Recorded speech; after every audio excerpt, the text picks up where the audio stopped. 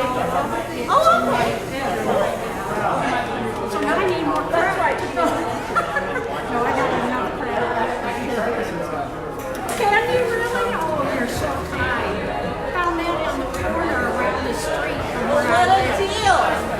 If I can't use it, I'm either going to sell it or donate it to Habitat or someplace like that.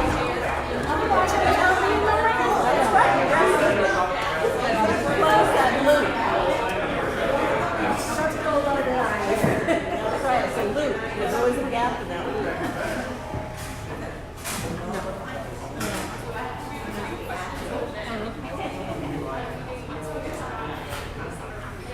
Did you already eat that?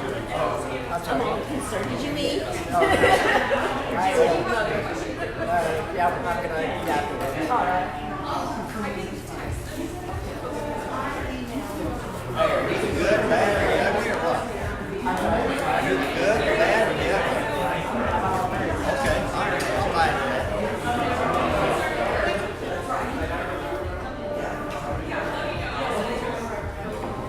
Hey, Taylor.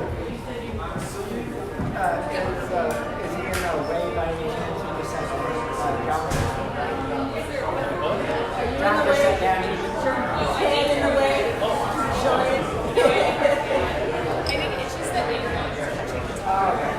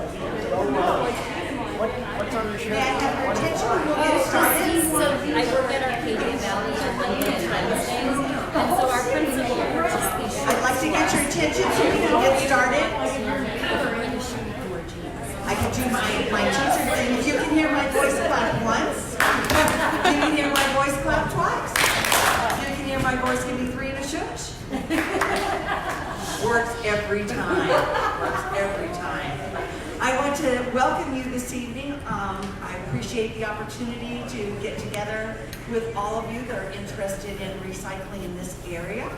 I would like to thank Jacob Goff and his sister and our Luke for helping us out this evening and offering this wonderful place for us to meet. And I thought Jacob was going to be the moderator this evening, but I was wrong. So I guess I am. So that'll be all right. So I want to ask our panels, the people that are going to serve on the panel, to come up and take a seat, if you would. And I'll be happy to take mine down. You're not coming, Debbie? Well, You're not coming? oh, I'll come up there if you want me to. Okay. Get it? Can you get it? When I start singing. My name is Mo Massey Bales. I'm a retired school teacher in this area, and I've been involved in recycling for a long time. We can't hear you. You can't hear me? Do I need to yell louder? Yeah. Okay. All right. Excuse me. I'm so sorry. I just wanted you to know that John and I, my husband and I, have arranged for this evening to work together and share information about recycling. We'd like to hear your brainstorming about it and what you think. There are papers back on the table, back by Taylor and Dennis. If you'd like to write questions and submit them, we're going to take the written questions there. She has 2 or 3 to begin with. But I'd like for our panel members to introduce themselves, if they would, and give us a little information about why they're here and why they're interested in recycling. Karen, can I start with you? Sure. I've been invited to this soiree in a lovely place. I've never been here before, so thank you. But I started with the city as a volunteer, helping at our local recycle center. And they needed someone to help the paid staff keep garbage out, clean up plastic bags, etc. So whenever the days they did pick up, I got there beforehand so I could make sure and get the top level of stuff. And the wonderful thing was that there were also things that could be reused. So very quickly, and when Mo and John joined me, we found all kinds of things that could be cleaned, washed, and donated. So in that way, we were helping. However, it took a lot of time and more energy than any of us had.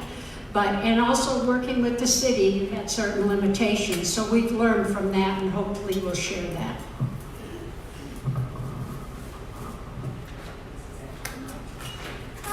Okay. Hi, I'm Kathy Ellis, and I'm running for the Missouri 8th Congressional District. And I'm here today because I think this is an important issue. I think we have an opportunity to make a whole lot of difference in our communities. And this is one of the events that we're going to be doing throughout the district over the next year. We have several topics that we've already have some things scheduled, and you could talk to Taylor back there. I think she's got a list of some of the things that are going on. And it's an opportunity for us to create community. One of the things that we tend to lose as we progress in this country is that sense of community, where we all pull together. We don't all have to agree on everything, but we can find common ground.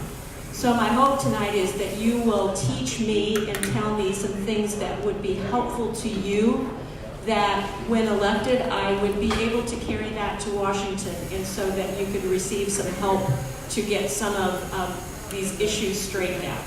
So thank you for being here tonight, and this is a wonderful place, and I want to thank the people that own it and everybody that put this event together. Thank you. Thank you. All right, I'm Kenny Shirelli. I own Freedom from Waste here in Farmington. We are a local waste hauling company, and truthfully, I want to be a sustainability company. I want to help you create zero waste, and I want to change the way that we view waste as a country. We need to view it as the resource stream that it is, and put a solution in place that properly manages it for all of us and everyone. That's basically it.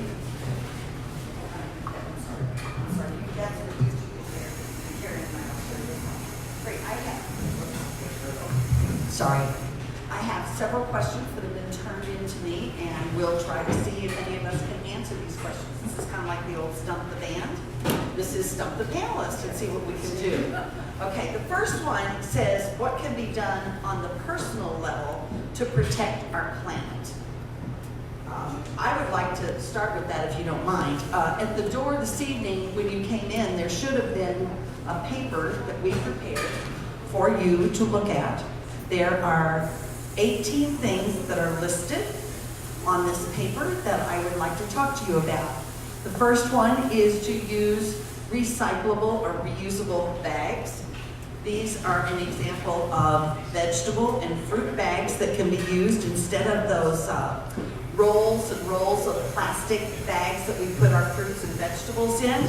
These can be purchased online, and they're easily washed and can be reused, and another bag to carry your groceries in. Now, I know some of you have had unfortunate events where the cashiers may be not real happy about this because it's easier for them. They've been trained to just use those plastic bags and pull them out.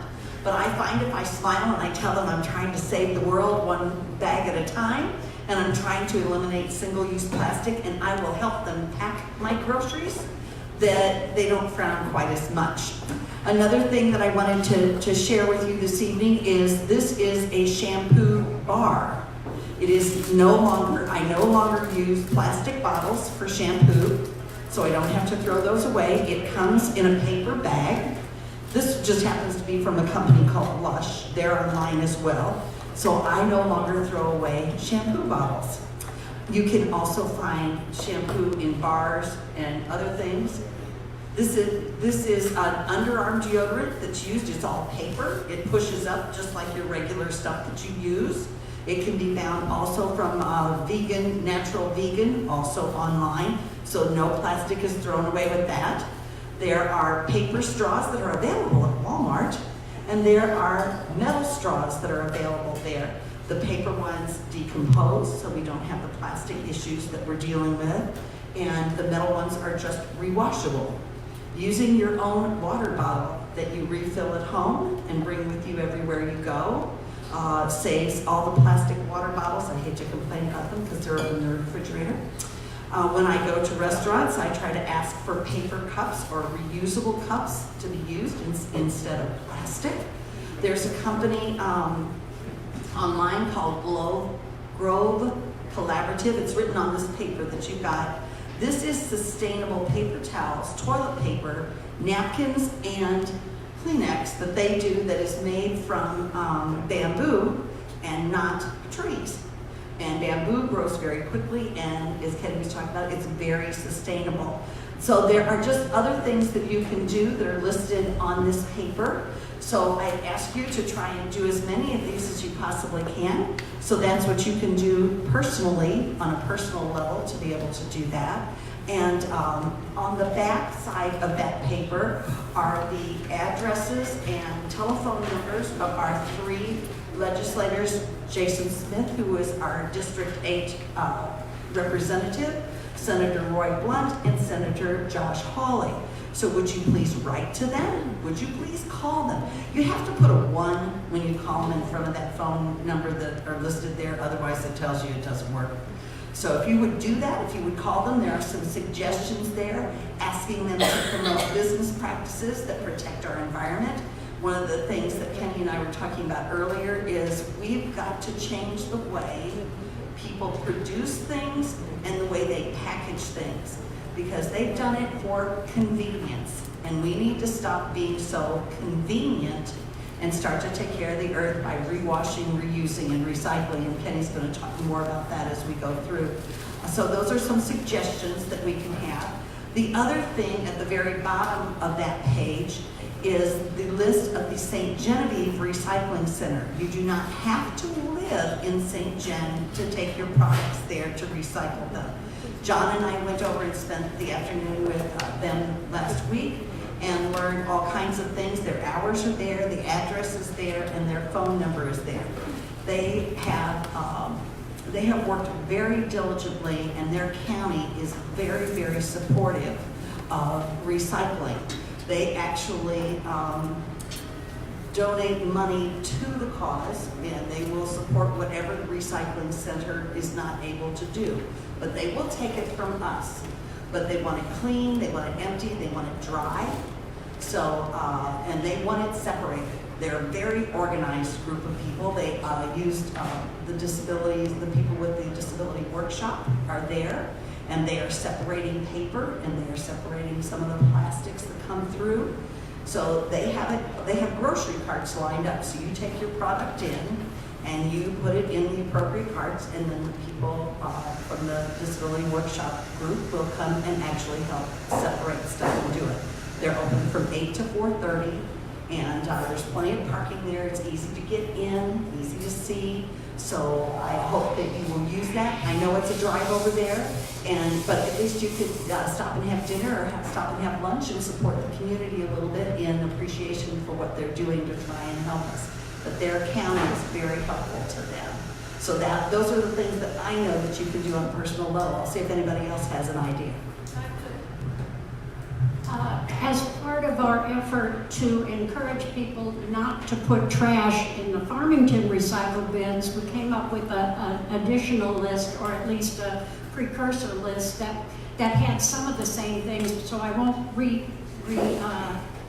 go over what you've done, but limit fast food outings. That there isn't anything in the fast food restaurant that, unless you are going to recycle the plastic, recycle the things. What I do, because I do eat out, I'm single, yeah, okay.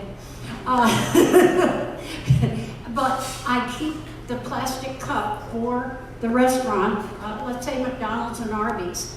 I clean it when I get home. I have glass straws, which those are also, and they're not the thin glass. They are very thick. I've had 4 of them now for 6 months, have not managed to break any of them. I wouldn't give them to small children, but I think for adults, they come with a brush. You can order those also online from Walmart. But what we did is handed out some of these things, and I keep my cup, and I go in, and I say, I've got my own cup. And a lot of the young people, although I haven't gotten them to come forward and say they'd support this effort, they say, that's a great idea. And like Mo, anytime I do something that I think is helping the earth, not getting plastic bags, even if I forgot my cloth bags, I say, just put it back in my cart. I will get it to the car where I've got what I need there. But again, limiting the number of times. The other one is a number of us still like magazines and books, and when you're done with those, if you could pass them to seniors or hospitals. I haven't thrown a magazine away in 3 years. Maybe Parkland Medical Center has, because that's a lot of places where they are, and I volunteer at a hospice, and those patients are hungry for material. Anyone who knows free cycle, if you have a larger item, tires, whatever. Now they need to be usable, but free cycle is a great way to pass on items that would normally end up in your landfill. And last but not least is one of my pet peeves. When I would pick up the kids that I mentor, the line for picking up kids at the school was around the block. Everyone seems to be picked up by their parents or grandparents. By combining, either by having children walk to school, like in the good old days, and or back to buses. And yes, a lot of kids do take buses, but that's a way to control the emissions, to control the line of cars, to calm down the list of traffic. So those were 4 I picked out of my list. I have one other piece of information that might be, I want to put on this list. In some of my research I was doing, I came across the fact that there is a co-founder and co-chair of the Senate Recycling Caucus. So there is a caucus in Washington, D.C. that's in the Senate. His name is Senator Thomas Carper, C-A-R-P-E-R. And his comment was that he continues to believe that recycling is a win-win-win solution for our nation. It creates jobs, grows our economy, and makes our planet greener. So he's working to make recycling a national priority this year. So that would be another individual. I don't have any contact information, but that would be somebody that you might want to check out to see what they're doing on the federal level to assist us in continuing to recycle. So I think that there's definitely been a lot of things already said about how individuals can reduce their own personal waste and things like that. So one of the things that I haven't heard discussed yet, and these are two big opportunities that I've absolutely found. And the first one is backyard compost. Just compost your food waste, compost your yard clippings. It is so beneficial when you can do it, and it can be very, very simple. You can get elaborate with it and put a lot of work into it and mix it every week and everything else. But I can tell you from experience, I have multiple compost bins that I've just thrown leaves in, and food in, and grass in for an entire year. And then next year I got some awesome soil and I put it on my garden, and then I'm able to grow some fantastic food. Sustainability to me is it's got to be close. So how can I get what I need close to me and cut out as many middlemen as possible, right? Because it's not very sustainable, in my eyes, the way I look at it. If I have to order something from, something in China, and then it gets shipped over here, because the raw materials weren't mined there, they were just manufactured there. So they were harvested somewhere else in the world, shipped there for manufacturing, then shipped to the States, then shipped to packaging places, then shipped to fulfillment centers, and then shipped finally to you. So there's a whole lot of energy in creating and transporting that to you when there might be something available just around the block, but you didn't know about it. So I'd say backyard composting, handle as much of your own waste as you possibly can into your home. We have some landfill concerns along with other environmental issues that we may not actually have open landfills in say 20 years. So if you look on that front, everything you buy you now have to keep. So if you use that mindset in the store, that there is nobody coming to your house to pick this up when you're done with it. So therefore, what are you buying? And if you use that, it changes where you go shopping at, and you end up going to the local farmers market and to local businesses and things like that. And then when you think I'm responsible for this when I'm done with it, you start buying cardboard and paper and things that can go in your compost bin, because now you've turned your waste that was a problem into something that now benefits you and feeds you, provides you all the substance. So you can close the loop a lot more than people realize by just doing some backyard composting and being conscious of what you have. Making yourself personally responsible for the materials and resources that you consume. Because even if we had the world's most perfect recycling sense, where every plastic cup became another plastic cup, it would still get shipped around so much that we could never justify the cost of turning it into another plastic cup. So we can't recycle plastic in a way that makes sense financially.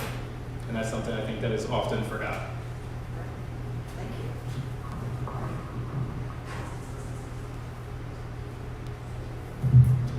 The second question says, can anyone talk about recycling and environmental justice? In other words, are there differences in programs or availability between the neighborhoods? Somebody want to take that? I would like to. There's very, very few people in charge of the waste industry in this country. There is almost zero innovation. And a lot of times what ends up happening is a few people end up running like everything for the entire state, down to a city level or a county level or at a state level. A lot of times the people that make a decision of what is allowed to happen in their city also run county recycling center or something along those lines. But they have a bunch of other jobs too. And then they're also on state boards, maybe that represent grant money or anything else. So what happens is you have a couple of people that simply may not be interested in it just because they don't have the time, and then nothing happens because the few people in charge for the entire state or the entire area are not motivated to make change. And if there's only 2 or 3 people there, it just doesn't happen. So I can tell you that there is differences from communities, but a lot of times it just depends who's kind of the powers that be over those areas, and they end up usually being the shot callers.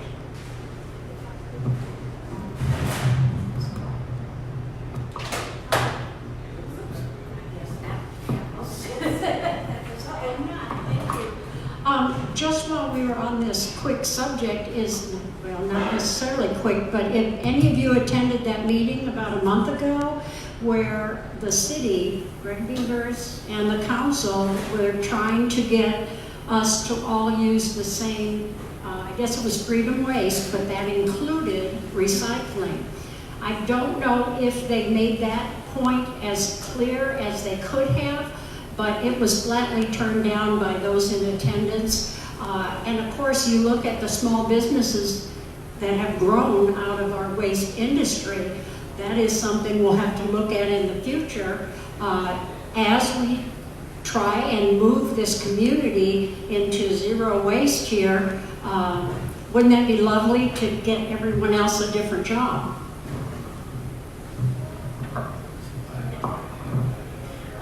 One of the things that I was thinking about when I was preparing for this was the impact of educating people about what's the right way to do it, and that's one of the comments that I think was made, and some of the things that you were talking about, is that we don't always know what we're supposed to recycle, where we're supposed to recycle it. And so, I think that one of the things that we can do, that some of the, like at the high school at Festus, they have an environmental program in the high school, and they really do teach those things. They teach how you can recycle and what you can do and what you can't as part of the curriculum. And I sort of think that it's also educating our younger children about what it means to want to protect the environment and to protect the planet by doing something such as recycling. And if we start early enough with kids in kindergarten, first grade, about the right way that they take their meal out, or what they do with whatever's the things that are left over, I think we have an opportunity to start another generation that may view things differently. I know that when I was growing up, and I'm sure that those of us in here who are of a certain age remember this, but there was a big push from Mrs. Johnson when President Johnson was in the White House to clean up America, beautify America. And one of the things that they had at the time was a television commercial that had a Native American man who was crying because he was looking at the land that had been destroyed. Well, I think that everybody in that age group made a huge impression. So it's also education, but it's also exposure to different ideas. It's a way that we can even use marketing to begin to get the point to people that we are all in this together. If the planet's going down, we're all going with it. If we can save it, we're all working to do that. So I think education is an important piece. I agree, definitely. I also wanted to say, I think that was Republic, was the company that they were talking about that night. And the other thing that Kenny can probably address this too, but there is a significant difference between the counties. I talked to Patrick Mullins, who's one of our commissioners, about grants and things to try and get something set back up in this area. Nothing was available, but he promised me he'd let me know if things came around to do that. But also that our county, because the transfer station, which used to be the old dump, where we used to take stuff to dump it, now is a transfer station, so they take stuff out of there. But until the year 2024, St. Francis County is required to spend $32,000 a year to do some drill testing of that landfill. And so they don't have extra money like St. Gen does to subsidize the program. In St. Genevieve County, their county government subsidizes their recycling center. Our county can't do that, at least until after 2024, because they have to pay this $32,000 a year for this testing because it's so close to Big River. You know, that when we used to dump, it was over by the old big river that runs through there. So I know that there are significant differences between what other counties will do as well, but I can tell you those two definitely, that's the difference. Kenny, did you want to add to that? Yes. Yeah. So when the city of Farmington tried to go to one hauler, and this isn't the first time that they tried to do that, I'm completely against one hauler in a city. And the reason is we need innovation.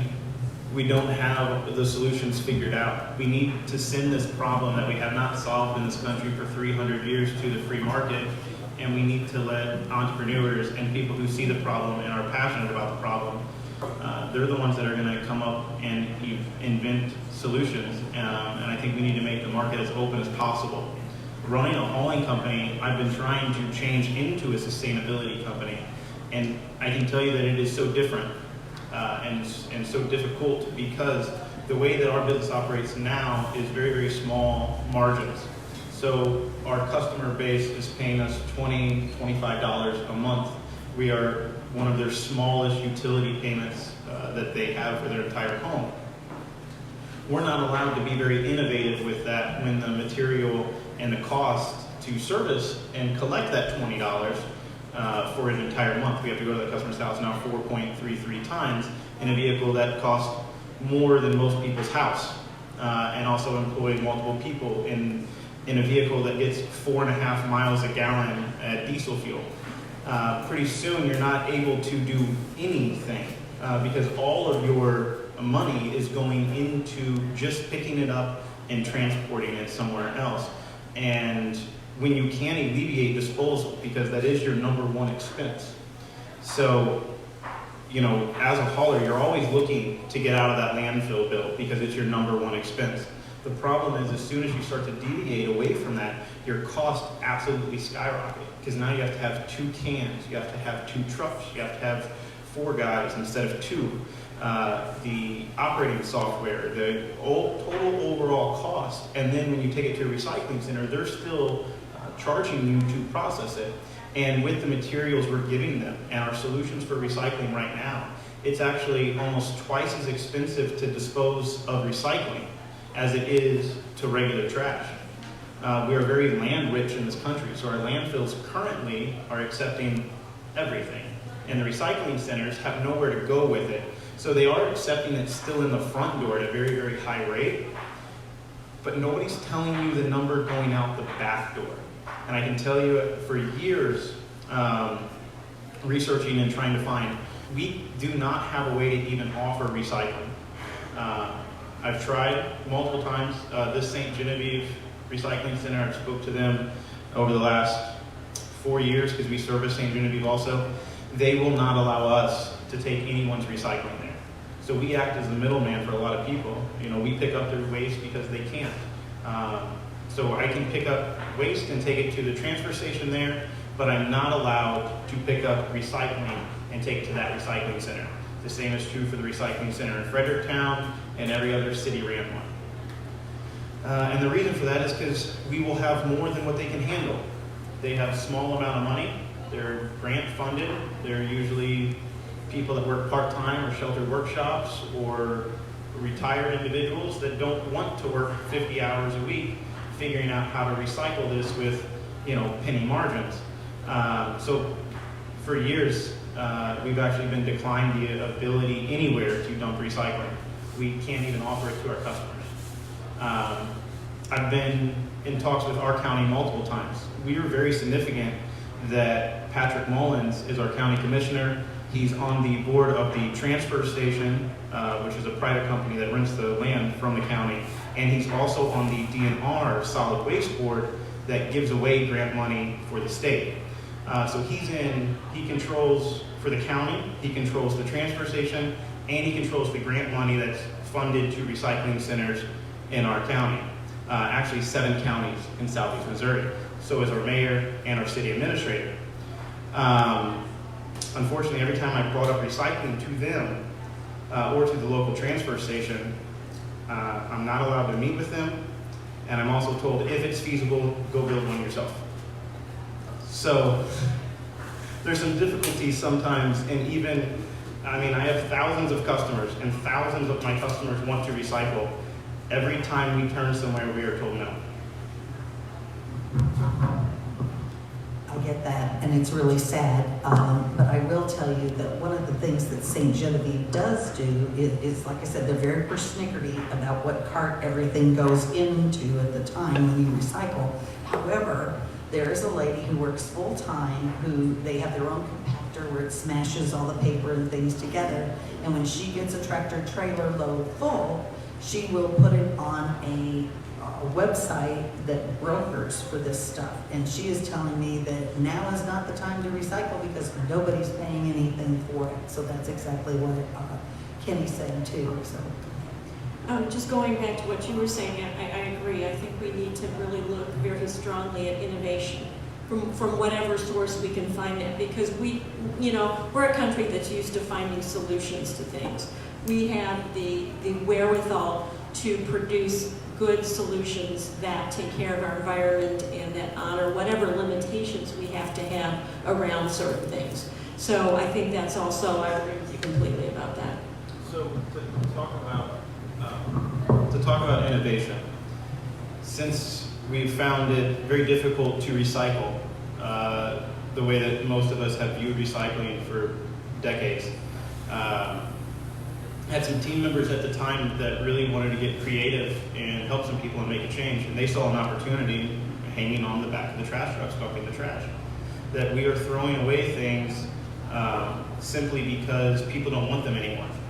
So when I started analyzing why is the waste industry what it is and so on and so forth, and if you look at the history of the waste industry, it was founded a few hundred years ago in the 1600s, simply because there was a disease that was spreading. The guy tracked it down to basically germs were spreading through waste that was just piling up, and there was no regular service or collection.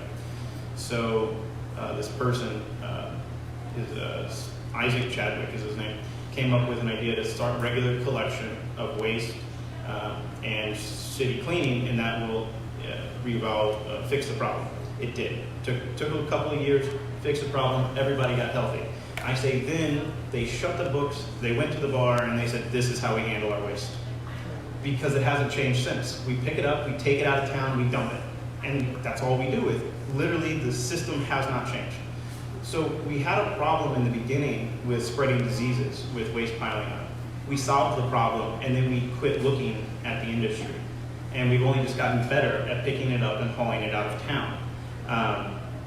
And so now, basically, the trash man is a convenience. They're not a necessity.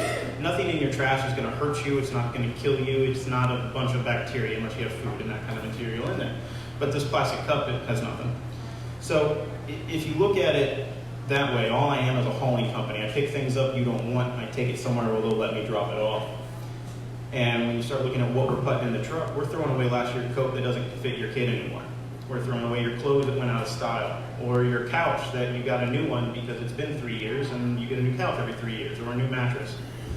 So what we started doing is collecting those things, and we decided to give them away to people in need for free. No question, no nothing. Got rid of our disposal. We allowed our customers a recycling option. We got to bring the items back. Instead of hauling them in trash trucks, we'd go get them in a pickup truck or have our customers bring them to us. So at the front of our shop, we actually have a nonprofit that's called The Hub, hand-to-hand recycling. And our solution is, by recycling this item, all we have to do is create value back into it. So that's all we're trying to do with recycling, is take something that's worthless and make value back, or create value back in that product. So what we found is if we can just take it from somebody that needs it or that doesn't need it anymore and they want it out of their house, they will pay us to come get it. So we'll come get it, and instead of landfilling it, we'll go give it away to somebody in need that doesn't have a couch. And they are in tears and overjoyed over the transaction and what we're able to do. So that was our innovative way, and we're looking to expand that program on and on as we secure funding for a new building. That's great. We really appreciate that program, and I hope that this event also brings more people more people involved in that. I'm sorry. The next question that I have is what can be done on the federal level to protect recycling? Would you start with that? Well, I was thinking about that, and you know, I think that one of the things that's certainly been overused and misused have been tax credits. But when you have something that's worthwhile like this, you want to make sure that you have those available, and you know, also federal grants to get things started for people. But I think one of the things that I've noticed over the years, because I've worked with several federal grants in different jobs that I've had, is that once the money is gone, then the idea starts to fall apart. And so it's how you can do something over a longer period of time that would have the benefit to the community, and to have oversight that is with community, the community that's involved doing the oversight of that, rather than having the federal government breathing down your neck on it. Because I think we need the help, but we don't always need that kind of help. Right, we don't need them hovering over us, we just need them to support the innovation that we're coming with. What is the current status for tax credit for electric vehicle purchase and solar addition on homes? And how can we promote the use of these more sustainable energy forms among moderate income people? Any answers to that? Just someone who gets the paper every day, and also when you follow the economics of it, more people have to need it so that costs can go down, and it's the economics of it. So with solar, with electrical vehicles, Farmington may not be the best place to support that, but it may be something that if we get enough backing for, we can do. It doesn't mean to quit, it just means we may have to go looking at a bigger source. Kathy said something about keeping it at our level, at our community level, which brings me to how Edwardsville is proposing a 10 or a 15-cent tax on every plastic bag. I'll tell you what, that will slow some people down.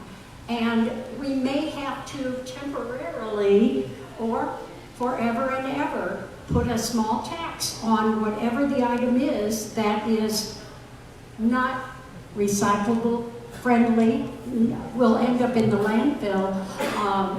And of course, those that can afford it will pay the tax. Those that won't may look for other solutions.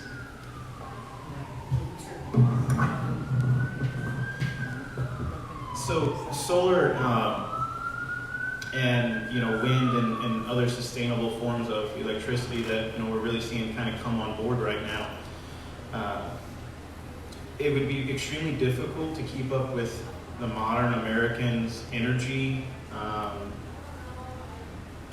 need with these types of solutions. Now, I think that they're excellent, and they're clean. We also have an opportunity to reduce the amount of energy needed in our society. And if we take it even a step further with recycling in the common sense that most of you think about is extremely energy heavy. It needs a lot of energy for just collection, right? These trucks have to run on something, whether they're electric or whether they're diesel or natural gas. They got to run on something. So we have to figure out how to cut down the energy need to go collect the resources that we're going to try and recycle, and then how can we recycle them easier and consuming less energy to recycle those things. And so, to me, when you start looking at alternative energy, if we can reduce the amount of energy that it takes to basically use energy, right? It reduce the amount that it needs to recycle. So compost is a great solution again to that. And so what can we do federally is take things that need to be recycled right now. And again, I'm a huge free market, so I think give opportunities to people, because opportunities never go away. But if you hand them a handout, eventually that goes away. Teach a man to fish, he eats for a lifetime. Give a man a fish, he eats for a day. So the same works for this. If we give a tax credit or we give an incentive, we might start something or spark something, but eventually that funding runs out or it reaches max capacity at some of like the St. Genevieve Recycling Center or some of the other places I've been to that say, we don't have the ability to handle, 300 tons a month. Like we can't do that here. And so what we can do is start replacing those items federally, and the hemp bill that got passed through the Farm Bill is hugely successful for sustainability because hemp can make plastic, and within 120 days, if this was a plastic hemp cup, I could take this, throw it down outside, and in 120 days it would be dirt, and nobody would notice anything. So to me, that's the government solution, is find these alternatives, remove the regulation, and then allow the free market to do its job. And if we can, then let's incentivize, somehow removing plastic or giving hemp conversions to businesses like Coljax if they would buy hemp plastic products instead of oil-based plastic. And then the other thing is oil is in here, and it's very valuable and a huge resource. We can change the way that we recycle things. So I've been doing a lot of research into more sustainable recycling. And these types of plastics are extremely difficult, and there's no infrastructure in America to handle this. All of our recycling was shipped overseas forever. We can recycle 1s and 2s in this country, but every other number we can't. So what can we do with them when there's no value within our border? There's solutions that we can do. There's a couple of machines in this country, but they're popular all over the world. I'm working with a company in China and a company in Canada. They take plastics, tires, shingles, anything oil-based, and they actually are able to run it through a process and harvest the oil back out of it, and they can create diesel fuel out of the plastic. The rest of it is actually used to power the machine. The natural gas and the other methane gases are used to power the machine, so it's self-sustaining. And then the only byproduct, it compresses into carbon black, which we use that to make new tires. So it's completely zero waste to landfill, can take these things, and it doesn't use energy to recycle them, it creates energy to recycle them. And then we can power the trucks off of that until electric makes it work, and then the hemp replaces the other plastic, and then we don't have to have that problem anymore. But that's years away. Good, but it's a direction, and Yes. it's the direction we need to be doing, and we as consumers need to take this question and ask for it, to ask the places we go to use the hemp. Just think for a minute of all the oil that's in the plastic that we're using, what the price of gasoline might be if we didn't put oil in those cups. So again, I think this is an opportunity for us to go places, ask for reusable cups, don't take the plastic straws. Tell the people why. Let them know that we are really trying to reduce what we're using, because we can't possibly recycle all of the things that we have. So it's really up to us as consumers. Yeah, and I think another option that we need to consider too is, it's been talked about for several years now that we need an infrastructure plan. And I think we all know that a lot of our infrastructure is not in very good shape throughout this country. But, we need to have that innovation that can be a part of that too. So my question is, well, why can't we also include recycling and sustainable things into an infrastructure plan? So I think we want to think beyond what the limits that we have right now. Now is the time to think about how do we get our most creative minds together? How do we sit down over a table and start talking about, well, here I got this crazy idea. Well, how many crazy ideas have turned out pretty well? Yes. So, we are all very creative people. We can own that. It's a part of what it means to be alive right now, is we have to figure things out. We have to know what works and what doesn't work. And I think you want to tap into your own creativity and your family.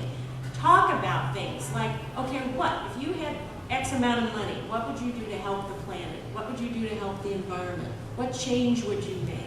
You never know what seeds are being planted in people's minds. So, open your own brains to think about how can we solve our problems right now?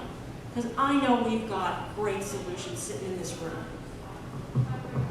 Great. The next question, it says, if China is no longer accepting recyclable material, Why do we not create jobs by processing it here? Well, I think Kenny kind of answered that it is not, you can't make profit doing it right now.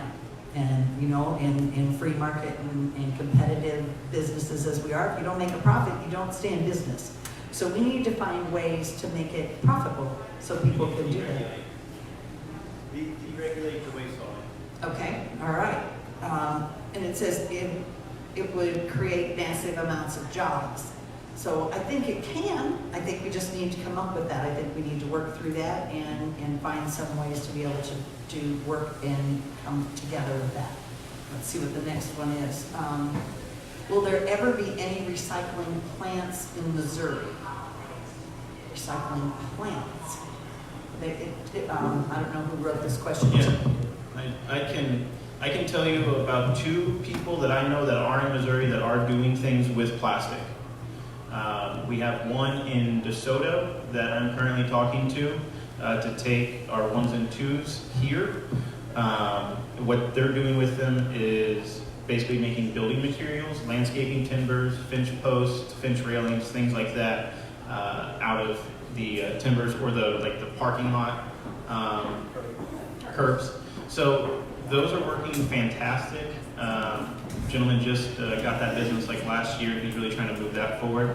So I'm working with him on getting our stuff there. The reason we haven't been able to figure it out is we don't have anywhere that we can pick up the recycling, dump it out, store it, organize it to where we have a large enough volume to take it to him.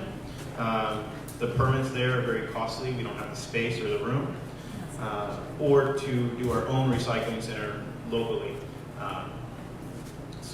And then there's another one in St. Louis, Reed Poly, and they make, I know right now they have a big contract for railroad ties, but again, they're being manufactured in St. Louis, but they're being shipped to India for their railroad. So how sustainable is that recycling practice by the time we ship these railroad ties all the way over there? Why aren't our railroad companies using them? We don't like recycling. Okay. Some of us do. Yes, but Some of us unfortunately, really do. they're not in positions of purchasing. Well, that's true. I don't own a railroad, so I guess that doesn't count. It says, how can we as individuals support recycling programs? We have some new, we kind of talked a little bit about that. I think the recycling is just part of the issue. Until we find something on the back end to use the products, I think we're going to be stacking up stuff and there's not room to store it. And I think one of the key points of China refusing our products anymore was they were not clean. And if it shows that we either don't care or don't understand the rules for even paper, cardboard, paper, the simplest things, imagine how complicated when you start getting into other things. So I really believe that education, right down to grade schools and smaller. I actually, on Earth Day this past year, went to the library and set up a display, and I have little corrugated cardboard boxes where the children, each one has a name, compost, aluminum, etc. And you lay out all these items and the children get to decide where it goes. They may go home and mom and dad could care less about it. Right? So that's one of the things I can tell you from being inside the waste industry.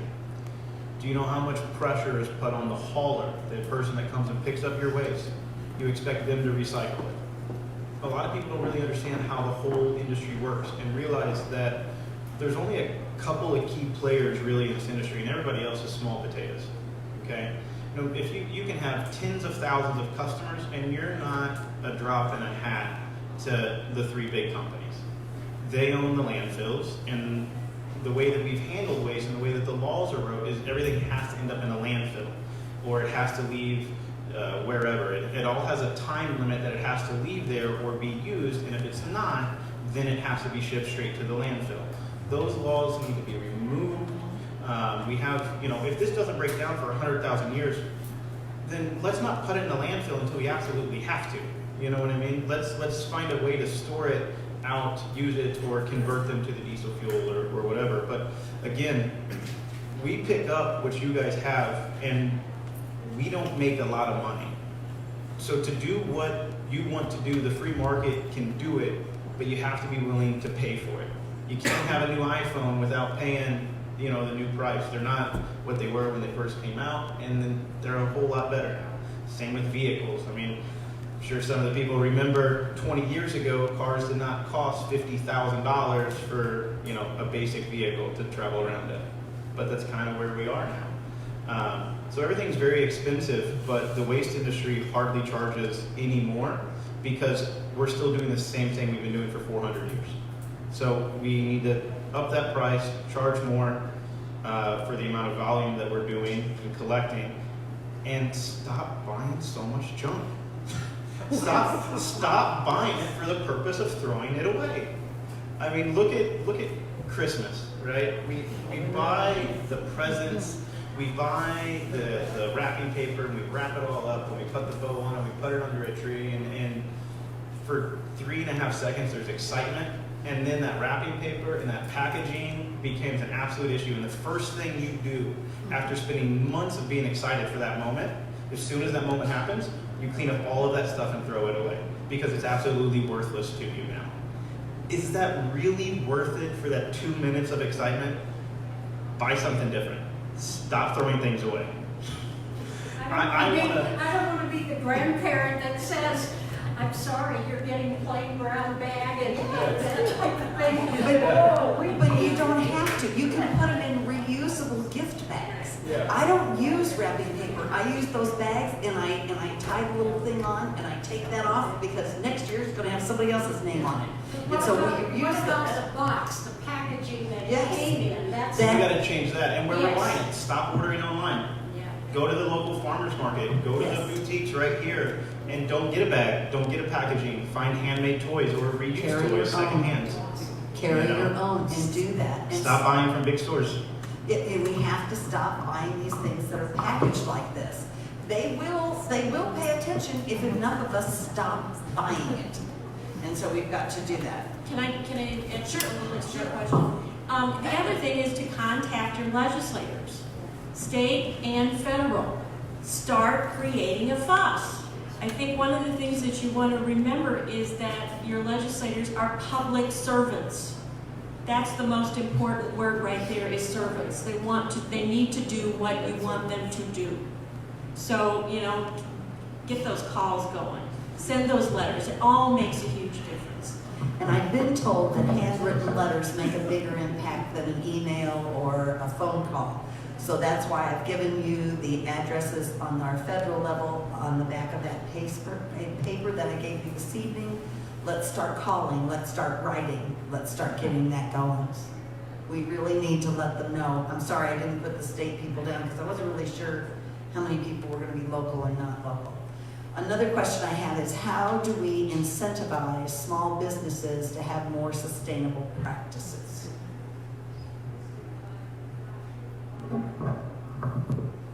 I think we have to have the uniform willingness to have these things happen. We need to get together as, a group of people who say, we want this and we want this now. And so as that happens, the louder we get about it, I think the more likely we are to start to get what needs to be changed and what can be moving toward sustainability. It's not a dirty word. It's something that we all need to embrace. It really is, and money talks. If we quit buying the stuff, they're going to quit making it, and they're going to quit packaging it like that. Yeah, I mean, that's basically what I was going to say. It's your choice. Vote with your dollars every day with what you buy. Restaurants are already starting to make that change from consumer pressure. I know Buffalo Wild Wings sticks out. I was recently there, and when they first started or came to town, you have all kinds of little cups and so much plastic for the little sauce and the ranch, and like everything is thrown away here, and that's kind of what the business model was, and I understood it. But now everything there is metal. Nothing is disposable.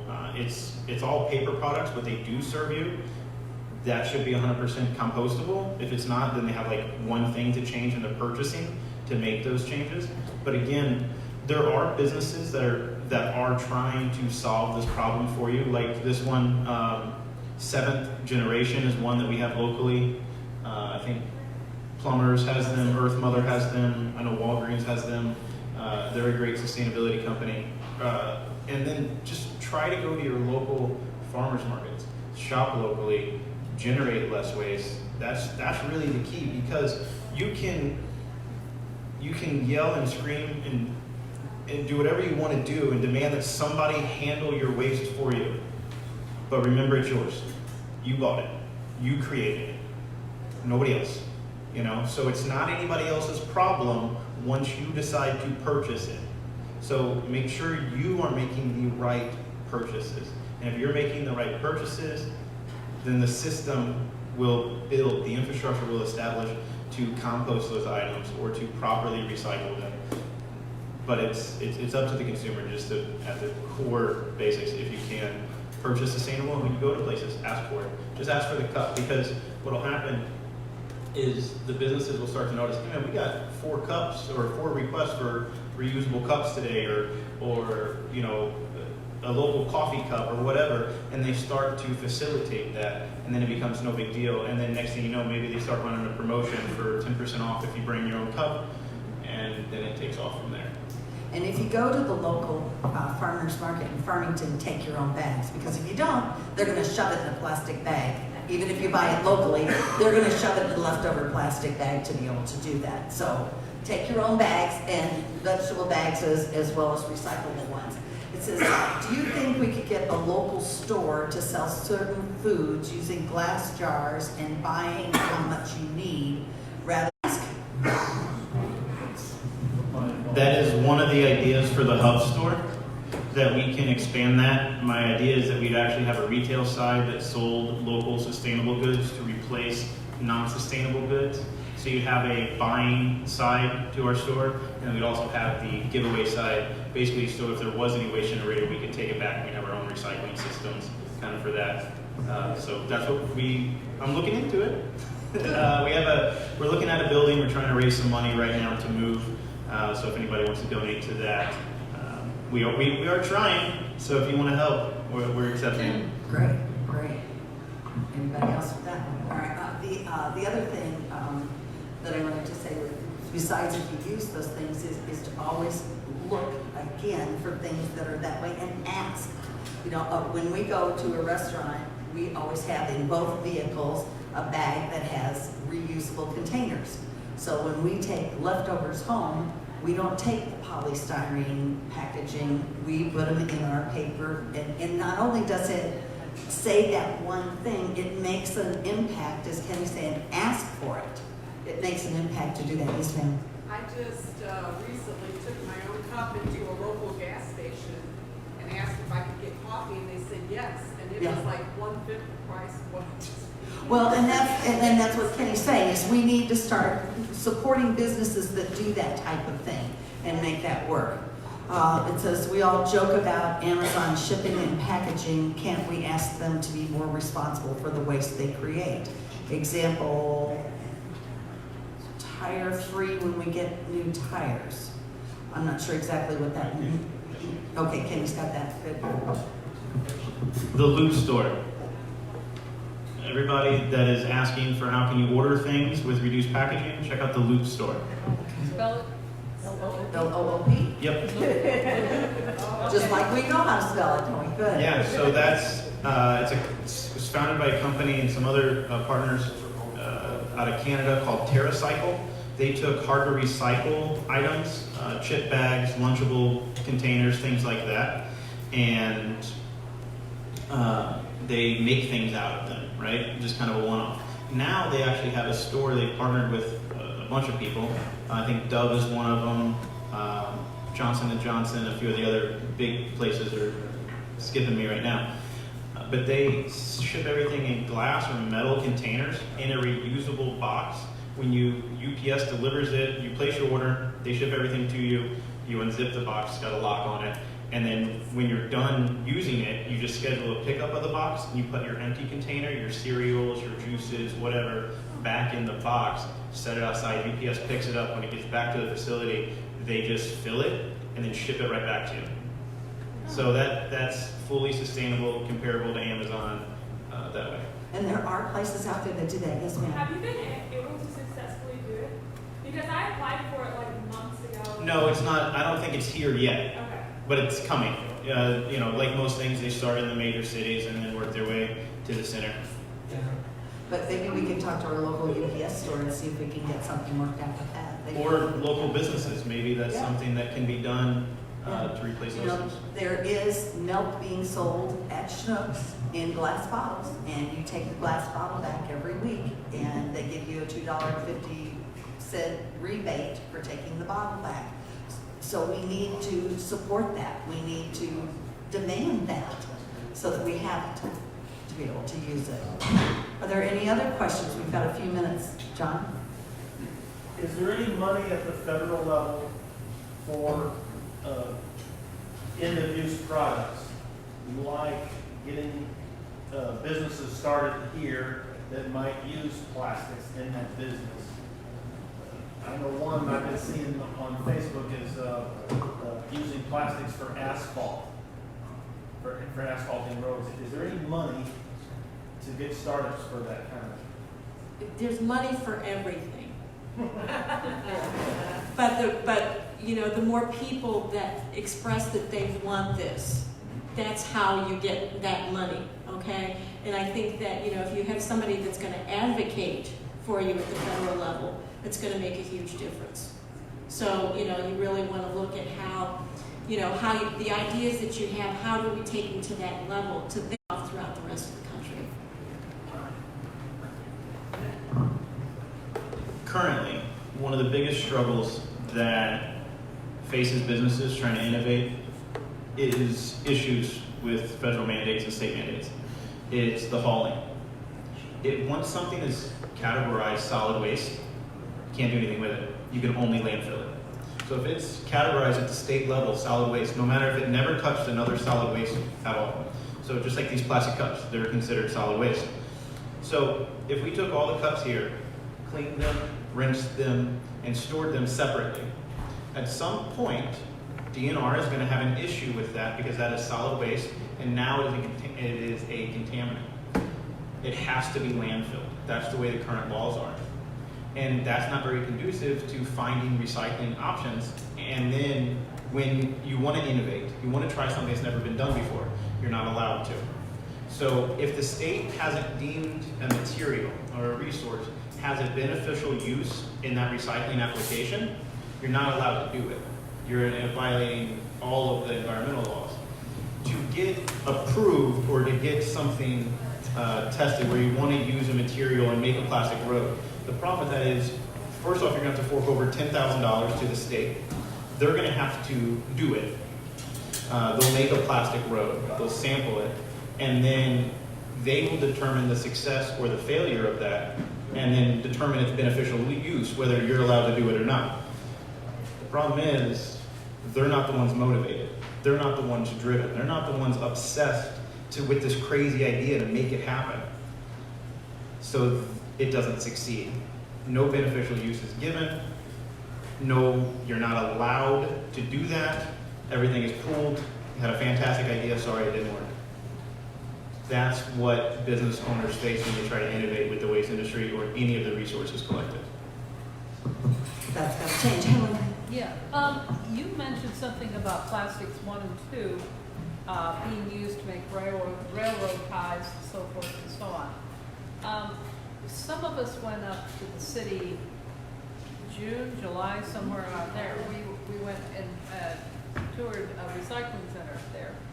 And the gentleman up there said that, you know, Walmart has this thing about bags that you can collect.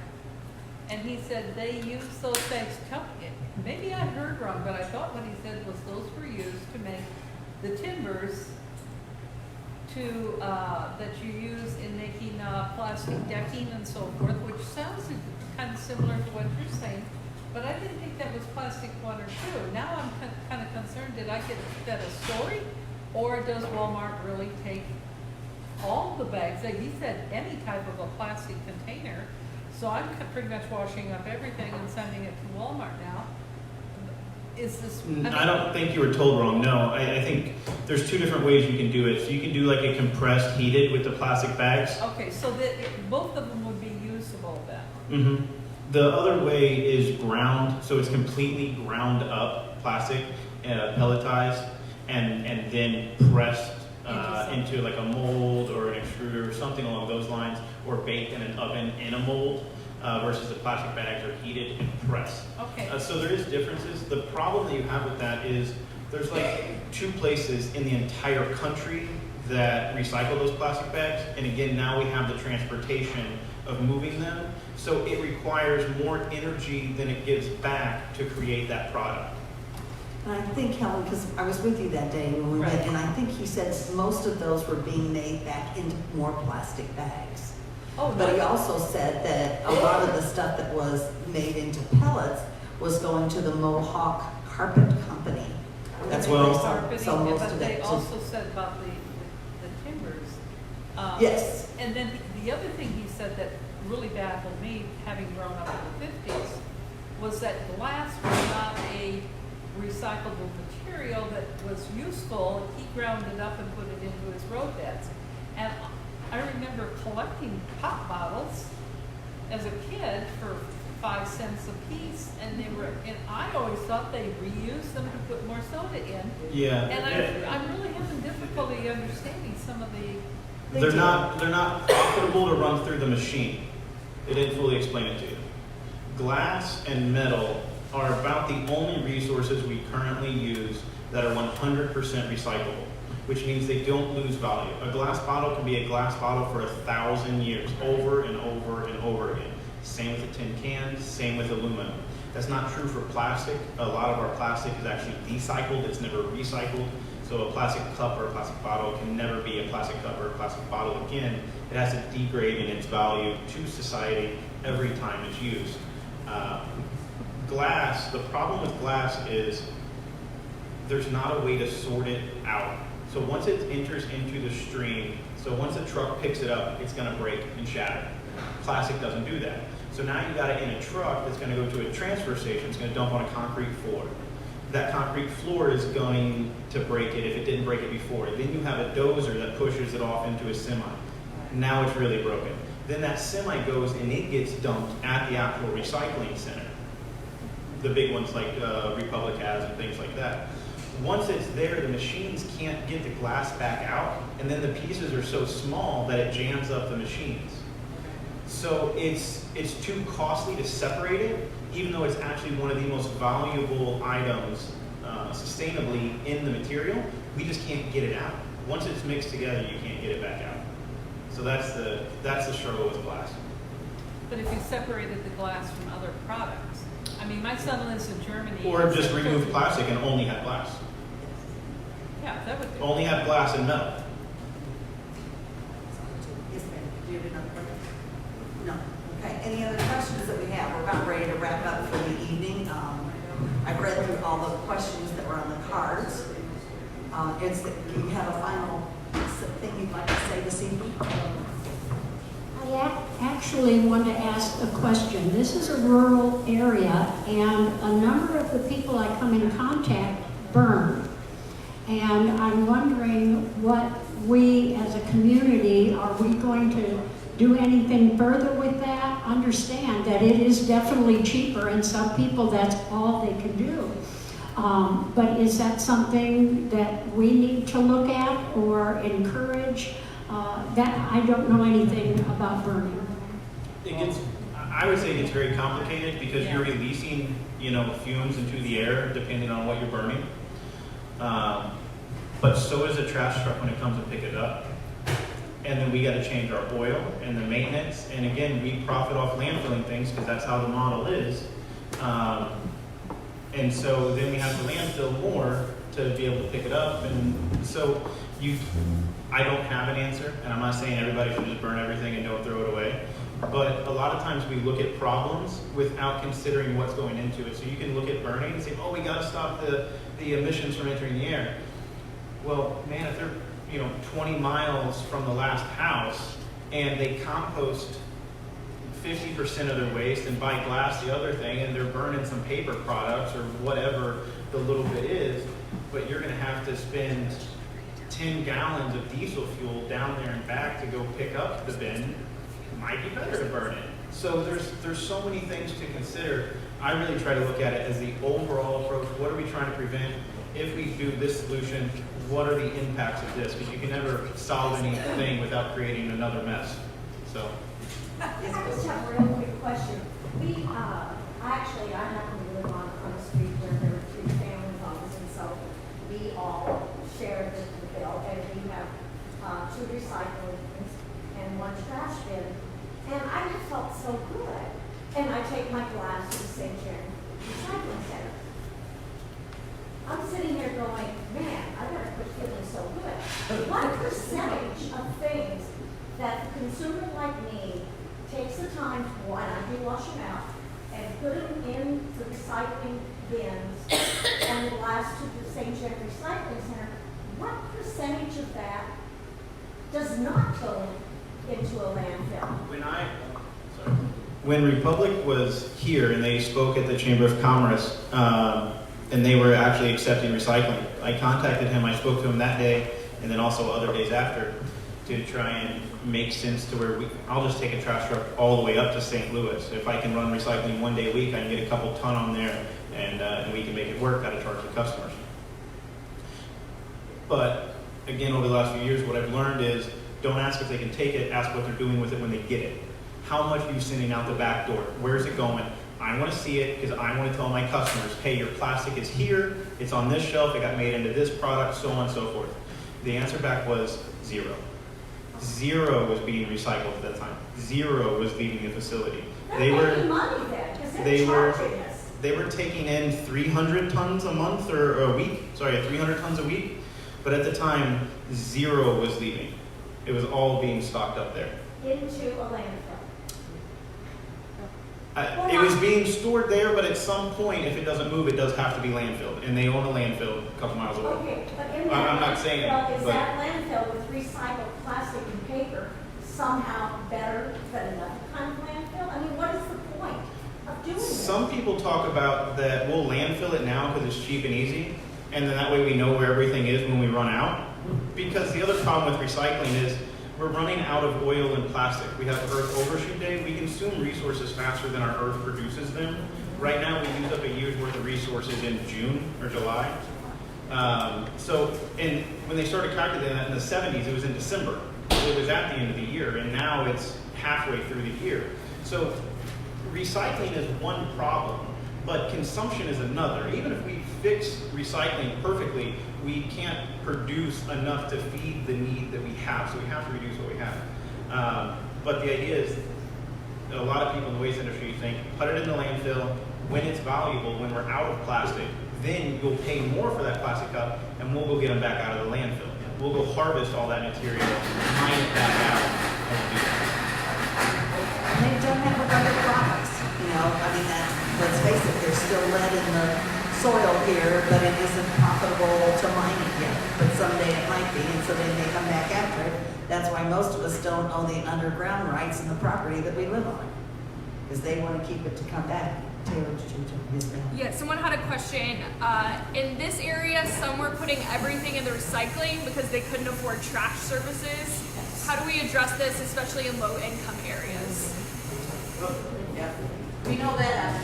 Absolutely. As you can find out by being at the recycle bins, there would be party paraphernalia in there the day of the party, and it would very little of it was recyclable. Cupcakes, just it was for their convenience. And what we learned by going to St. John and learning their way is to have everything separate. You can call it single stream. What happens to it once it leaves the door is no concern directly.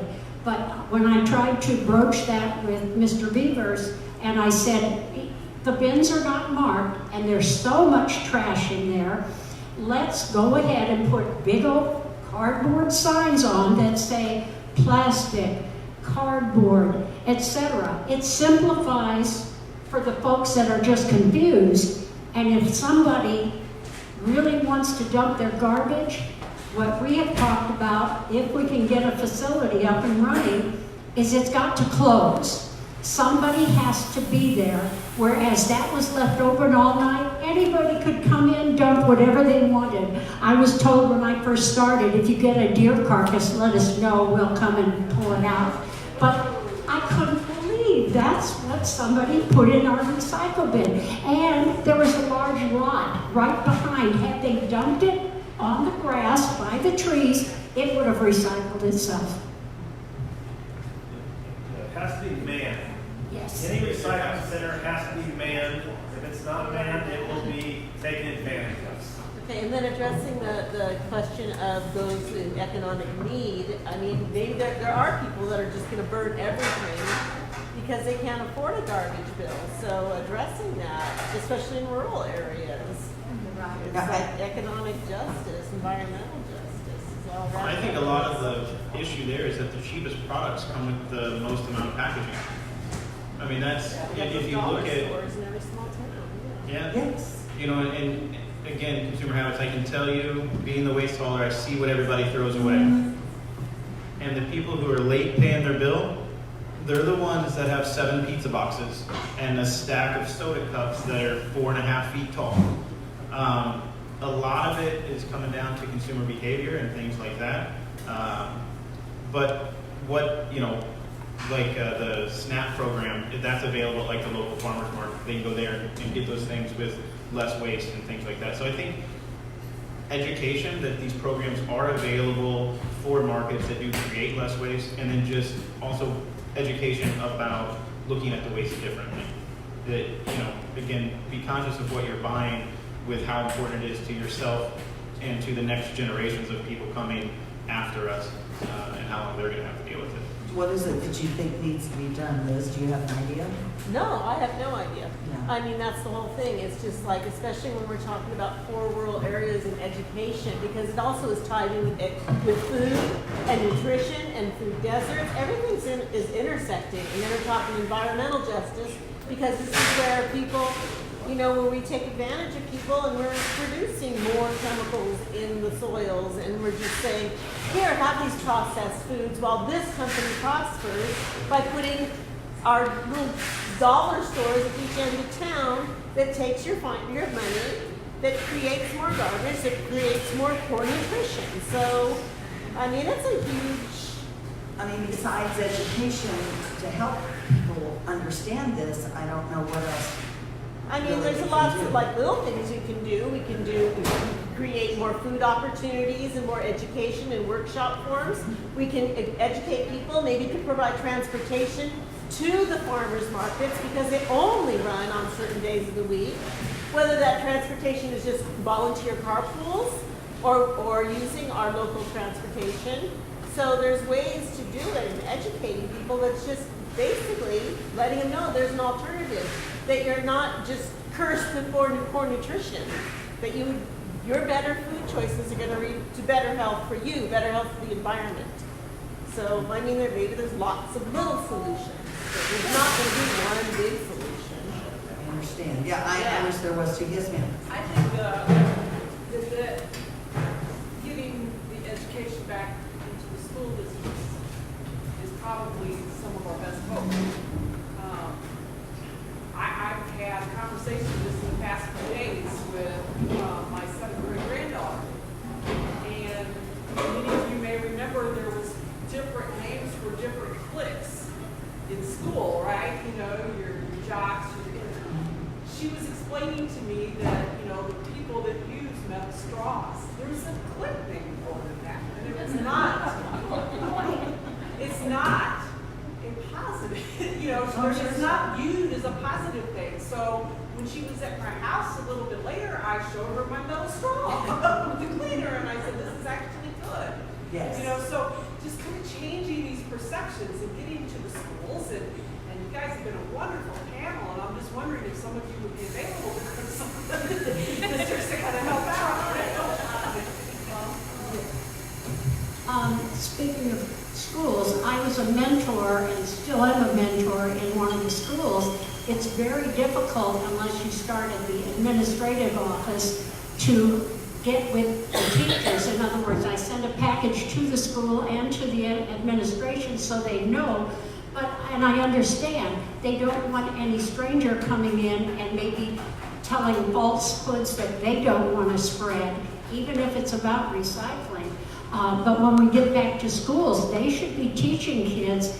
When I went for lunch day, they all had individually packaged cups of fruit cocktail. Those all ended up in the trash. And if they could have scooped out a little spoonful on each tray, that would have also saved. So the schools do need to help. And it's probably a financial thing, I'm not sure. But I'll tell you one thing for sure, it's the state and national level testing. And until we get the testing taken care of, the teachers can't change what they teach. I mean, I've been in education for 41 years, trust me, this I know. And that comes from the federal level and it comes from the state level. And the state curriculum is so cram-packed full of stuff that's now put on that MAP test that if the kids don't take, then your funding is affected. And you can't strip their heads open and pour it in and make them regurgitate it when they need to on the test.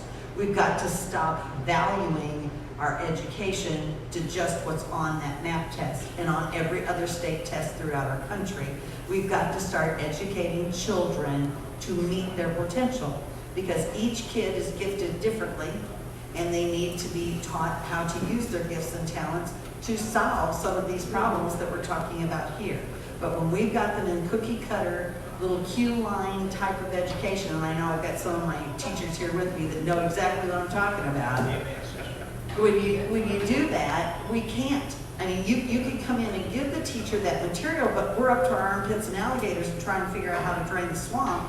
And trust me, I mean, I dealt with Earth Day every year. I, did all kinds of things with the kids to make them think about those things, but it was once a year. It was during Earth Day because that was the only time I could cram it into the curriculum. And I felt like I could justify it there. I could slide some comments in once in a while, but you would be amazed at how many times the kids would say, well, my mom said we don't have to do that. Okay. Well, your mom said that, okay. So part of it is we not only need to educate our children, we need to also help educate the families so they can get some help. If we were talking about how do you get people to do those things, I think what we have to realize is that we are up against the commercial breaks that occur on every television. When we talk about it's convenient, it's easy, I mean, we have products that are so harsh and so chemically strong, but yet they clean with ease or something like that. And that is where I think we get a lot of our attitudes. The term throwaway society is not new. And we are a throwaway society, and we've got to change that aspect and somehow convince Procter & Gamble and all the other General Mills and whoever owns it, Kraft or whoever, and we've got to get those people, get the pressure on them to change how we look at stuff, because everything is convenient.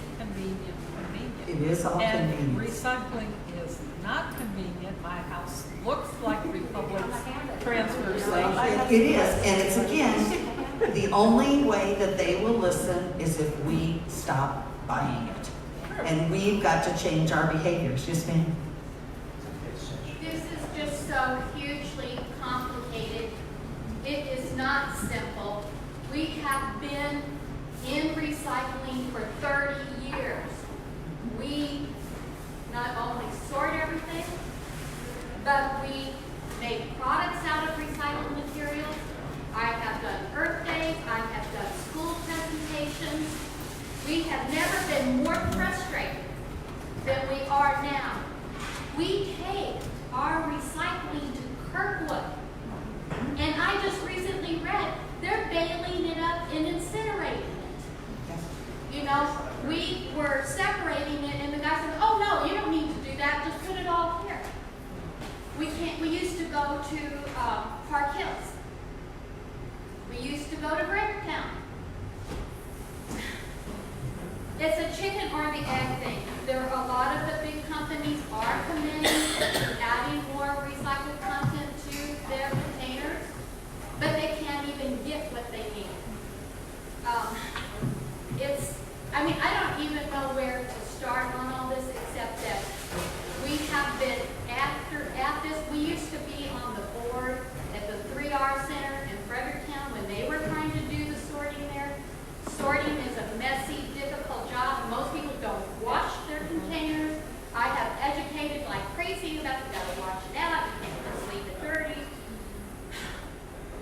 empty, clean, and dry.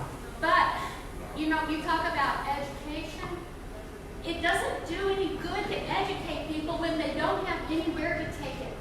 And you can't force places to take it when they don't have a market for it. Exactly. And even if the companies want to use it, the whole infrastructure, it's just, I wish I could be more optimistic, and I wish I wouldn't be such a downer about this. I have been passionate. I have spoken to so many people for so long, really for it, but only in the last few years has it just really collapsed. And it is next to impossible to do the right thing. We're still sorting because we keep hoping it'll be back.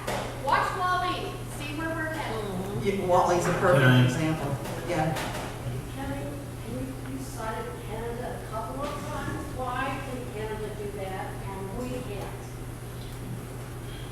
What's different there than here? Well, I think their goals are different, and I think the people are more concerned. It all comes down to individual choice. The reason that we don't have anywhere to go with our recycling is because it's not recyclable. We were told it was, but that's because another country took it. We were kind of lied to, right? I mean, because these materials are not recyclable. We were trying to recycle things that are simply not recyclable. They never, ever should have been manufactured out of those resources. We do not have proper resource management. We're over-consuming our materials, for one. And I think the biggest issue is when we created the waste industry. Again, it was out of necessity to make people healthy. Once we did that, we stopped. And then your waste became a convenience, your waste hauling company, right? So then, if you could afford to buy it, you had no reason not to. So anything that was easy, convenient, as long as you could afford the expense of it, it cost you nothing. And now we're finding that wasn't true. And we are paying for it dearly. And we thought plastics were recyclable. We've been making them now for 50 years and found out, no, they're not. But they kept pumping the product out for a long time. Now it's time to change the product. And a lot of people, man, you go to your work, you do your job, people want plastic cups, you sell them plastic cups, and you go home and you hang out with your family. We all are at fault for not being perfect for, whatever, somewhere. But it's time to start making that change. And I say that the recycling industry we need to look at it more like plumbing. We don't get our water from wells anymore, right? We don't take buckets of waste to an outhouse or go throw them off in the woods or go use an outhouse. And the plumber doesn't come by every week to empty your tank. So if you envisioned a trash service that came and taught you how to handle your waste, not picked it up and said, I'll handle it for you. Your plumber and the handling of your waste water is built in to your home, but your garbage waste is not. But if we create a system as much as we possibly can that the individual creates and is responsible for processing their own waste, that solves the majority of the recycling problems. The recycling issues, the biggest ones are, we have a whole bunch of products that everybody thinks is recyclable, but everybody who actually recycles stuff says, there's nothing you can do with this. Or it's going to take $1,000 to give you back 10. So what's the point? Okay, I appreciate it. And are there any other final comments we want to make? It's time for our meeting to be over. I feel for this lady here that is so up against things, and for those of us that are so passionate to feel that we are in between a rock and a hard place. But I have approached the council and Greg Beavers for each community, and of course they can only speak to Farmington, to plan for an education day in Farmington on Earth Day 2020. And I said, why can't we ask businesses to do something special, to hand out cloth bags? And this person say, we're not going to wrap these in plastic bags, that type of thing. Why not have the whole community, or those that will participate, do something positive to get people thinking about it? They were resistant, didn't think it would happen, but I think if this group here as passionate as you are, gives them a call, get your ward member. I would love to see that, and I would love to be involved in that. We're so far behind this country. 25 years ago, when I was going to school in Germany in the summer, they had big bins on every corner for recyclables. 25 years ago, we were talking about, like this lady back here, my husband, we were talking about, and nothing ever got done. Well, I think it all comes down to money. It's cheaper to make that than it is to make something that's compostable. And It's capitalism gone amok. it's capitalism gone amok, and I'm not opposed to capitalism. I don't want to start a political argument here. But we've got to stand up and we've got to speak. I thank you for coming. I encourage you to come back to Cole Jacks and support them if you would. They really appreciate the opportunity. And Taylor has one thing she'd like to say too. I'm going to be real quick, but I just want to let you know, Kathy mentioned we're doing a series of these forums, and so I want to let you know what the next ones are. November 9th, we're doing a forum on healthcare in Perryville. On November 12th, we're doing a forum on childcare, affordable and accessible childcare in Fredericktown. November 13th, we're going to be in Rolla, focusing on income inequality. November 20th, we're going to be in St. Genevieve talking about Social Security. We've got a whole bunch more coming. So check out our Facebook page. We'd love to have you all there. We're live streaming them if you can't quite make it there. So thank you all. Thank you, Mo and John. Much appreciated for all of your work. So. And again, please come back and support the restaurant. We really appreciate the